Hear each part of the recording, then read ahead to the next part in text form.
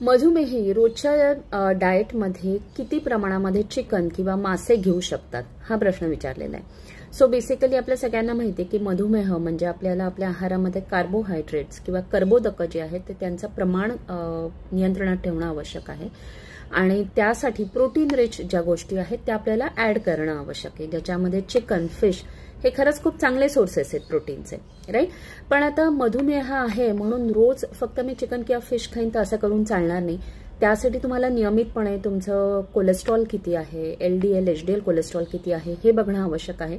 जर का तुमचं वय साधारण 30-35च्या आसपास असेल तर वर्षातनं एकदा बघा, 45 नंतर मग तुम्ही वर्षातनं 2दा बघा, काही फॅमिली हिस्ट्री असेल तर, राईट। आणि जर का कोलेस्ट्रॉल वाढलेला असेल तर मात्र मग नॉनव्हेज नाही खाल्लं पाहिजे, ओके। फिश खाल्ला तर चालेल, पण फिश सुद्धा मी असं सांगतो की आठवड्यातनं 1 दिवस का, चिकन जे आहे ते आठवड्यातनं 2दा किंवा 3दा तुम्ही मॅक्सिमम घेऊ शकता।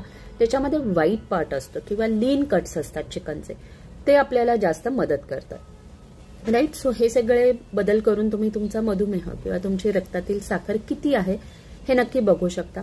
आणि तरीही नाही नियंत्रणात आली तर मग आपला जो डायबिटीज रिमोट मॉनिटरिंगचा प्रोग्राम आहे त्याच्यामध्ये तुमचं नाव नक्की नोंदवा। सो वर्षभर तुमच्या आहारामध्ये काय असलं पाहिजे, काय छोटे मोठे बदल केले पाहिजेत यासाठी तुम्हाला वैयक्तिक मार्गदर्शन मिळेल।